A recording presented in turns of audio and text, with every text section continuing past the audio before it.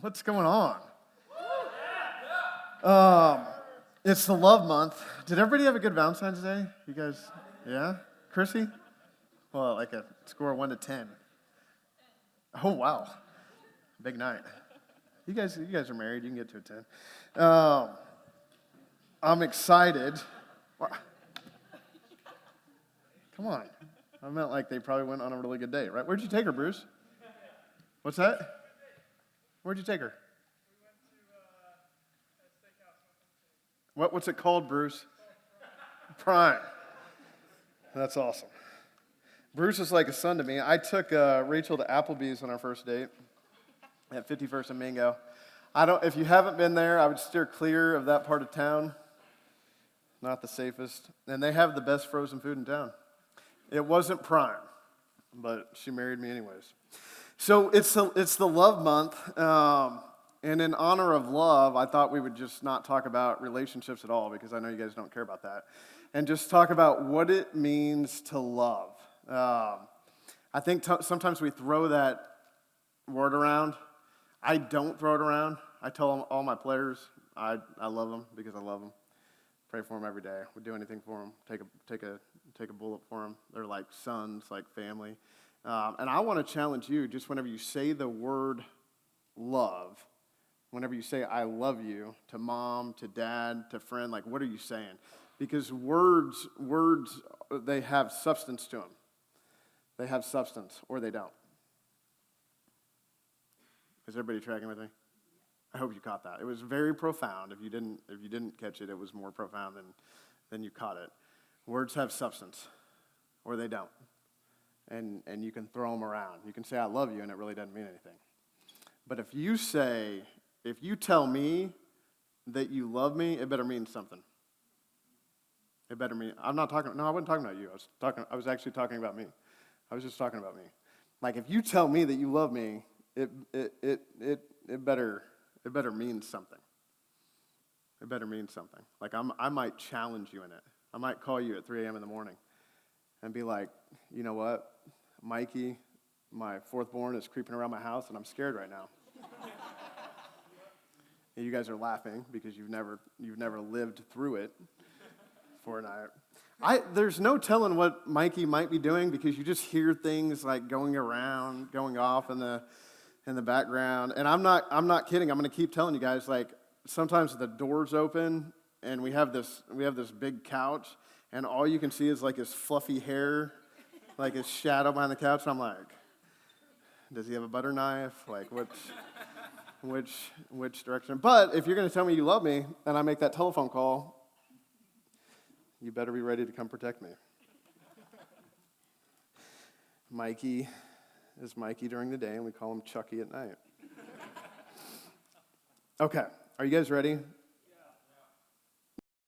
Smart. He's the smartest person that I've ever known. And somebody tried to, this lawyer, whenever Jesus arrived on the scene, he was dealing with all these like legalistic people, like all these weird religious people. And I tell people all the time, if you've never met a weird religious person, you probably are the weird religious person.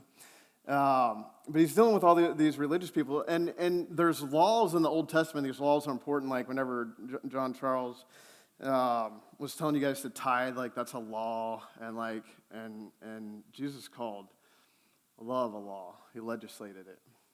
He commanded you to do it, which means he gave you the power to do it. But there's all these laws inside of the Old Testament, and these weird Pharisees and scribes have like added their own laws to the law.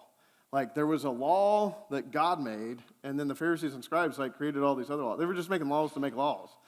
So Jesus arrives on the scene, and he's like, you religious people, you're super clean. Like, they're doing all these ceremonies and stuff to be clean, like all these religious acts, like going to church every Sunday, but then not spending time with God during the week. I'm not talking about you guys, but I'm just talking about what religious people would do that don't fully love God, that are just doing religious things. Like, they were paying their tithes, they were going to church on Sunday, going to SUB30 on Monday night, not waking up the next morning and spending time with God. There was little to no relationship. Everything they were doing was just ceremonial. Are you guys tracking with me? So this is what Jesus was dealing with whenever he arrived on the scene. People with no real relationship with God that were saying they had relationship, but the only way you can have relationship is through time spent. So they were saying they had something they didn't have, which is why we have to understand what the substance of love is. And he arrived on the scene, and this lawyer, if you guys didn't know, lawyers are legalists. Like, they're legalistic people. Like, they're into legalities, right? Like the law. Are you guys tracking with me? So this lawyer arrives on the scene, and he's going to challenge Jesus about what love is. And behold, a certain lawyer stood up and tested Jesus. Wrong person to test. And he said, what shall I do to inherit eternal life? And he said to him, Sir, Mr. Lawyer, what is written in the law? He knew he was talking to a lawyer. He said, what is your reading of it? And I got to challenge you. Like, if you ever want to be a phenomenal leader, mom, dad, CEO, teacher, preacher, pastor, coach, whatever it is, you've got to become a great asker of questions. Are you guys tracking with me? Are you guys tracking with me? Like, I've mastered the art, right, Vinny? Like, you would come into the office, I would ask you the wrong question, and then you would cry. Do you remember that? If you're a girl, don't date Vinny. He needs another year or two. 3. Okay, so he answered and said, you shall, and I'm not going to tell you what he said earlier, because it would just, anyways, okay. My wife said I can't. I'm going to listen to her this time. So he answered and said, you shall love the Lord your God with all your heart, with all your soul, with all your strength, with all your mind, and your neighbor as yourself. What does that mean? With all your strength, with all your intensity, with all your thinking, with the way that you study the word to act upon it, with the way that you speak, with all your intensity, with all your love. God is saying, this is how you should love me with everything, 100% of you, with all of you. Love your neighbor as you love yourself. What does that mean, to love your neighbor as you love yourself? Because people who don't love themselves are hurt, and hurting people do what? They hurt people. Good, you guys are learning. And so he said to him, you have answered rightly. You've answered. The lawyer answered he actually answered the question correctly. He took the question and he just nailed it, hit it out of the ballpark. Got the question right with no love in his heart. Jesus said, you have answered rightly, do this and you will live. But the lawyer, wanting to justify himself, said to Jesus, and who is my neighbor? Because the lawyer, who was into the law, who was not super into love, wanted to try to find a way out. He didn't want to love everybody. He was like, Jesus, can you explain to me who is my neighbor? Like, is anybody my neighbor? Like, what if they don't like the same sports team that I do? Or what if they're a Democrat or a Republican or they talk too much? What if they're not the same color as me? What if we politically don't align? What if I'm from Brazil and they're from France and I don't like the way they play soccer? Like, I mean, what is it? Like he's trying to find a way out of what? Out of loving. Out of loving. If you were here last week, you learned something. What did you learn that was outlandish? That Jesus did what? Jesus tried to get out of loving once. I'll take you back there, don't worry, if you're new. And he said to him, you've answered rightly, do this and you will live. But he wanted to justify himself. So he said to Jesus, who is my neighbor? Then Jesus answered and said, Jesus was smart. So he was like, you're going to try to justify yourself. I'm going to tell you a story. He said, a certain man went down from Jerusalem to Jericho. So a man went from Jerusalem to Jericho. I just want to draw a picture for you real quick. If he came from Jerusalem, that means that he was a Jew. Is everybody tracking with me? Okay, good. And fell among thieves who stripped him of his clothing, wounded him, departed, leaving him half dead. So he was 50% physically dead. Is everybody tracking with me? Beat him pretty good. Beat him up pretty good. Hit him in the head with a golf club. Wounded him. He's bleeding out. Everybody tracking with me? I need you to get the picture, okay? Man's half dead, 50% dead. Now by chance, a certain priest came down that road, and when he saw him, he passed by on the other side. So the priest saw him and he passed by. Likewise, a Levite, who was also part of the priesthood, the elder, the churchgoer, everybody tracking with me? When he arrived at the same place, he looked and passed by on the other side. But a certain Samaritan, okay, so who came down from Jerusalem? A Jew, okay? And now here comes a Samaritan. Understand this historically. The Jews and the Samaritans hated each other. They were at war. Whenever the Pharisees and the scribes wanted to insult Jesus one time, they called him a dirty Samaritan. Are you guys tracking with me? This is why Jesus is so smart. Because here's a lawyer trying to justify himself, and Jesus draws out a picture, and he's talking to Jews, and he uses who? A Samaritan, who they think are dirty. Good, you guys are killing it tonight. But a certain Samaritan, as he journeyed, came here where he was, and when he saw him, he had compassion on him. You guys know that the Greek word for compassion means to suffer with people. So literally, he was suffering. Like he saw him, he was suffering with him. So he went and he bandaged his wounds. This is the Samaritan to the Jew, who apparently hate each other. And he poured oil on him and wine, and he set him on his own animal, brought him to an inn or a hotel, and took care of him. On the next day, he departed. So he stayed with him all night. And on the next day, he departed. He took out 2 denarii. He took out some money. He gave it to the innkeeper and said, hey, take care of this man, and whatever you spend, I will come again and I will repay you for everything. So which of these 3 do you think was neighbor to him who fell among the thieves? Remember, this is a question, a story with a question to the lawyer who is legalist, who is trying to connect his likeness to love. I feel like I said it way better than you received it, but whatever.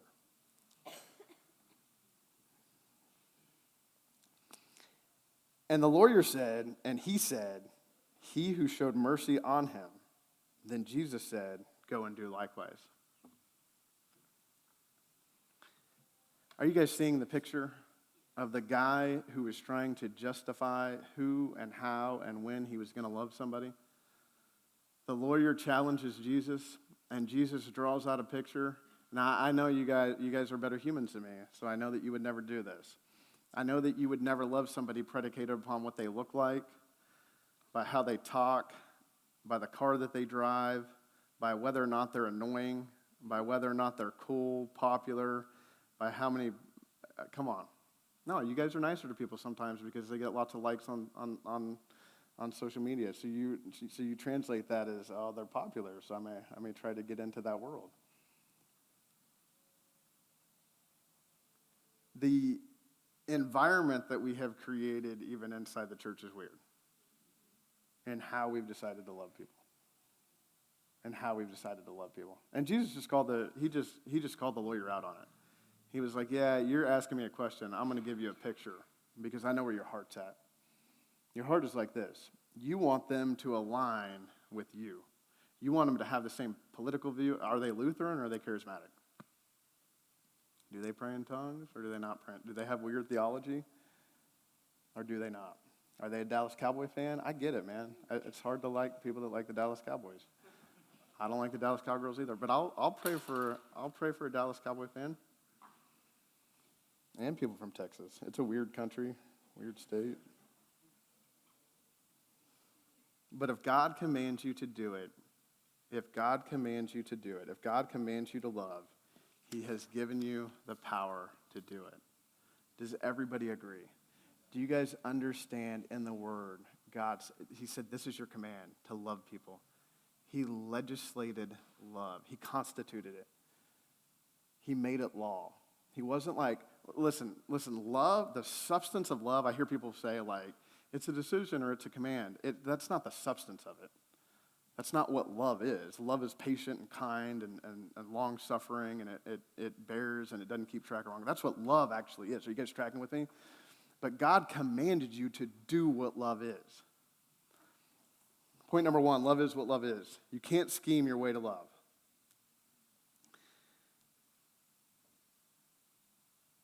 Jesus told the disciples this. This is the first and the greatest commandment. Love the Lord your God with all your heart, with all your soul, with all your mind. And then love your neighbor as you love yourself. It's like this. I've got core values inside of my college soccer program. There's 10 of them. There's 9 that are under honor God. If you honor God, you get all the rest of them right. Are you guys tracking with me?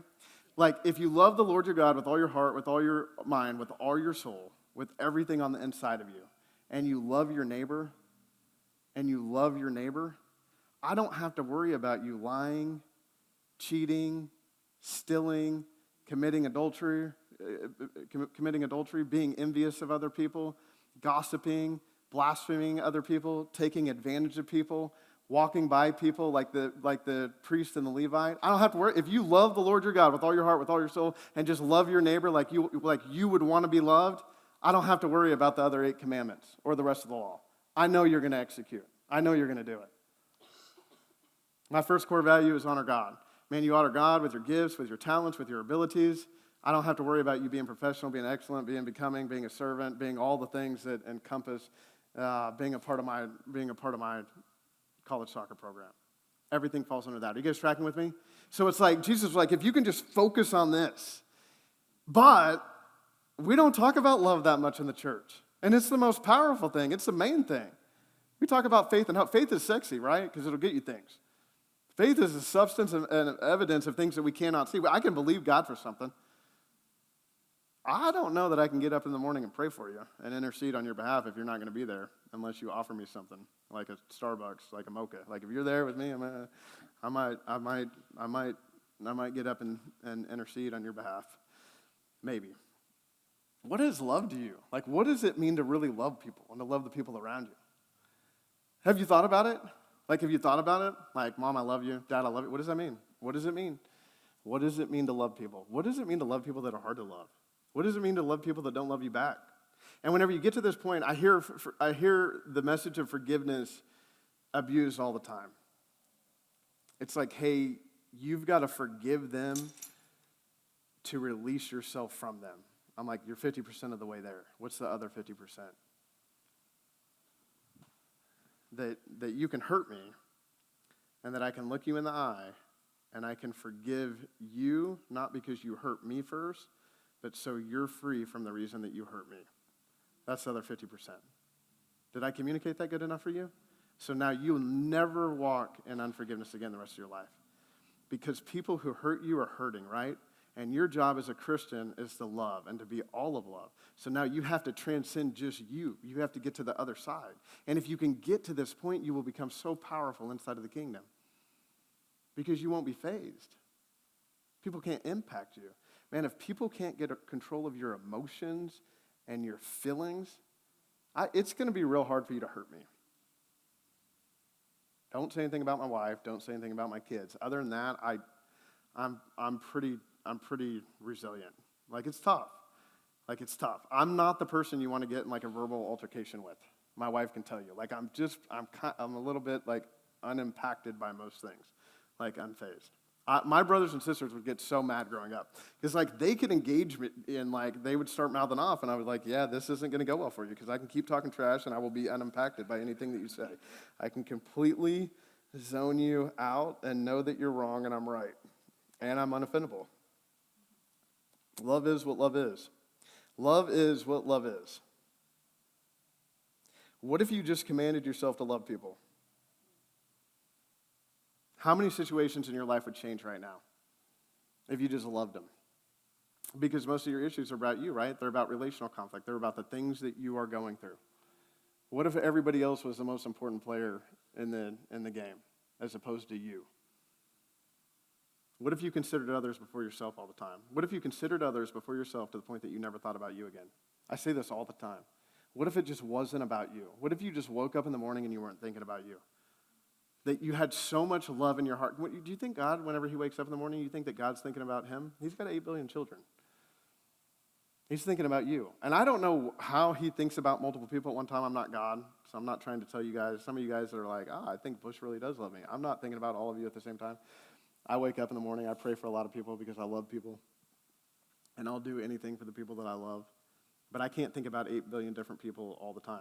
I'm like, God's thinking about me. He's with me all the time, and he's with OT. And he's with Bruce. And he's with You. All at the same time, all day long. And he loves you all equally. What would it look like if your day was consumed with just loving other people? With what you could do for the world around you every single day. If you just change your mindset to God making me great. I don't know who made that statement. I don't know who made it inside the church, but I want to find them, and I don't want to kill them because I have love in my heart. But God is not self-consumed with making you great. He is self-consumed with making his son, Jesus Christ, great through you. And that demands a dead you, not an alive you looking for greatness all the time. Who said that? Who made that up? There's things straight from hell that have infiltrated the church, and somebody said it, and people grabbed hold of it. God's more concerned about the way you die than the way that you live, right? It's about you decreasing and Jesus good. Love is patient, kind. It does not envy. It does not boast. Love does not insist on doing things its own way. Love does not insist on doing things its own way. Love does not insist on doing things its own way. Love does not insist on doing things its own way, because you can't serve God and you can't love people the way that you want to be loved.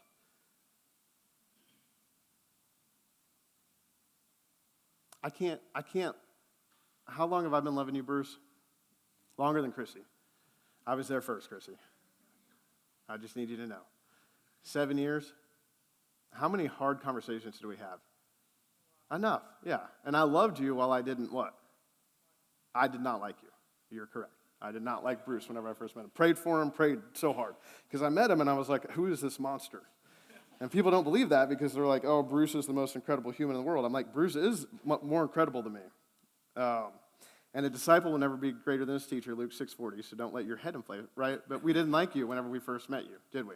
Right? But I loved you anyways. Did I or did I not? And I sat down with the office. How many conversations did we have in the office? Too many. You were in the way, the tactics, the game model, and wins, and we still won a lot of games. Are you guys tracking with me? And I have to use him as an example because he's the best sport in the world, but I didn't like him whenever I met him. And I don't know that I'm closer outside of my wife to anybody in the room than Bruce. Are you guys tracking with me? But I loved him. I prayed for him every day. I prayed for him every day. Every single day. Did not like him in my office. I didn't like to talk with him. I didn't like to meet him. I didn't like the way he thought. I didn't like his back. I didn't like the way he trapped the soccer ball either. That was a whole other issue. That had nothing to do with his personality. You do not get to pick and choose how you love people. Think about it. Think about it. Think about it. Someday you're going to get married. You have a mom. You have a dad. You receive love a certain way. You give love a different way. You don't get to take yourself and be like, oh, this is how I receive love. Like if your words of affirmation and you're always trying to affirm people because that's how you receive love, what happens whenever you meet the person that doesn't really care about words of affirmation? Are you guys tracking with me? Because people who really love, they figure out how to love people. They figure out what you need. They figure out how to meet your needs. That's what love does. It's sacrificial. It doesn't do things its own way.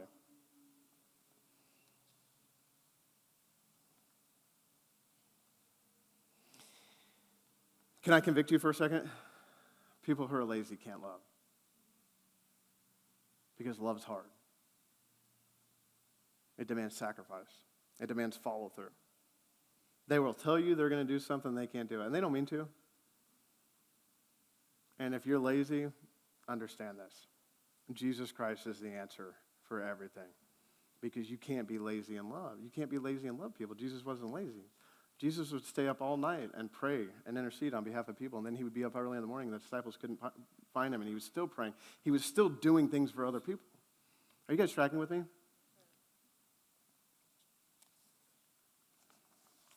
But it doesn't excuse you to love them back. Love didn't leave room for excuses. So the lawyer said to Jesus, who is my neighbor? And Jesus said, let me tell you a story about a priest and a Levite. Let me tell you a story about your pastor, about the people that sit in the front row of the church, about your young adult pastor, about the elder in the church, the Levites, which were the priesthood, the people sitting on the front row doing their worship. Let me tell you a story about all of these people that walked by this man that was bruised and beaten and didn't love him enough to even look to the right and help him. They just scooted on by. The conviction on your life to learn what love is it literally is this. It's the difference between you becoming like Jesus Christ, who laid down his life for you, and not. That's how important it is that you understand, that you comprehend, that you have a supernatural wisdom, revelation, knowledge, and understanding of what it means to love. Of what it means to love.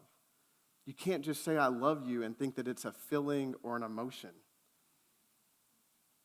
Those are different. Those are different.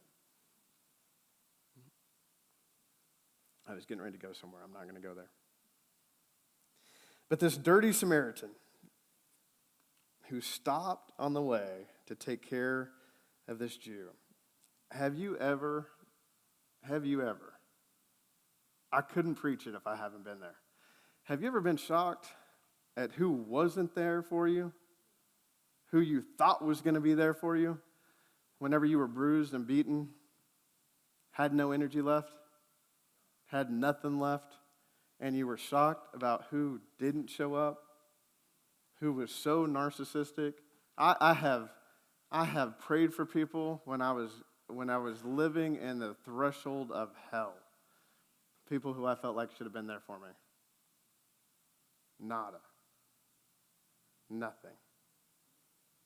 And Jesus is so smart because he's showing this picture and he's teaching, he's so dynamic, he's teaching multiple different ways.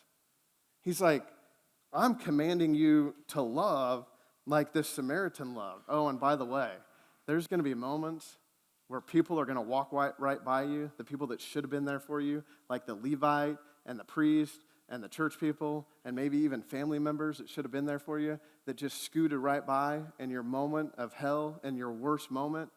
But man, you got to love anyways. The Bible says that to bless those who persecute you, pray for those that abuse you. There's been moments I'm like, God, I think that I blessed them. Hang on just a second. God, I'll be back in just a second. I'm going to get there. You guys are better than me, so you're not going to laugh. I have moments in I spend a lot of time praying. There's people that I don't always want to pray for. You guys are better, you're better humans than I am. You just have more love in your heart. I know, I get it. Vinny's like, I've never felt like that about anybody. I know, Vinny, you're cool. You love everybody. I don't. There's been moments that I've been going through hell, and God's like, you gotta pray for people that weren't there for you, that abused you, that even made situations harder for me, while I was burying people, literally, like flesh and blood type people, like stuff that I wouldn't repeat, stories I wouldn't tell, things people did it's too sensitive. Would hurt them. I'm good. I prayed it out. I'm good. Don't worry about it. Don't say a prayer for me tonight. I'm fine. I'm not super offendable. I'm good. Too much sensitive information. Like if they found out, they would be more hurt than me. So here are the takeaways. This is what God is saying. This is what love will make you do. Love will make you bless someone that persecuted you. Love will make you go the second mile with someone who wouldn't get your back at all. Love will make you apologize to someone that cussed you out. Come on, laugh. Come on. Come on. I have a question. What will love make you do? Love will make you do crazy things. If I can open up my mouth and pray for people whenever I'm in despair and their life's going phenomenal, and I'm living in the threshold of hell, love will make you do crazy things. I'm too selfish in my own ability to even act like that before Jesus Christ. Before Jesus Christ, there's no chance. I'm fighting people. I'm physically fighting people because I was a fighter. So I would have physically broke somebody's nose, put their nose back into their brain. Like this is how I thought before Jesus. Everybody understand? Won some, lost some. Probably shouldn't have fought. It was very average. Love will make you apologize to someone that cussed you out. Laugh. And then think about it. Love will make you look like the weaker one. It will. Jesus taught us how to win when he died on the cross. Think about it. Think about it. He looked down at his own kids that he created from the beginning of the world, from the foundations of the world, knit them perfectly. And he looked down and they stretched him wide and they hung him on a cross and he looked down at his own children And he was like, I'm going to take the high road. I'm going to hang high. I'm going to hang high. You went low. You went low, but I'm going to hang high. But I'm going to do it for you.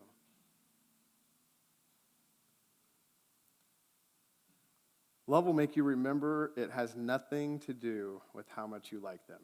Because love and likeness are different. They're two different things. You don't have to like people to love them. You have to love them. You don't have to like them. But love will help you like people that you would never love otherwise. It will help you find common denominators, help you empathize with people. It will help you love hurt people who are hurting you and hurting other people. It will help you be more merciful. That's what love will do. I'm trying to, I don't know if I'm doing a good job of it, but I'm trying to redefine the way that you perceive people in the world around you, because you're not going to be able to make an impact for the kingdom, and you're going to get locked up and put in prison if you don't, because people are going to offend you. People are going to hurt you. You live this world, you live this life long enough, you want to be a leader of people, you want to be impactful inside of the kingdom, you're going to suffer offense. People, I don't know if you guys knew this, but people aren't nice. They're not. And people aren't loving. People inside of the church aren't loving. Jesus, this whole thing started with the religious people that Jesus were dealing with. You know, the weird religious person. And if you haven't met them, you are them. I'm telling you right now. You should know who the weird religious people are in your life.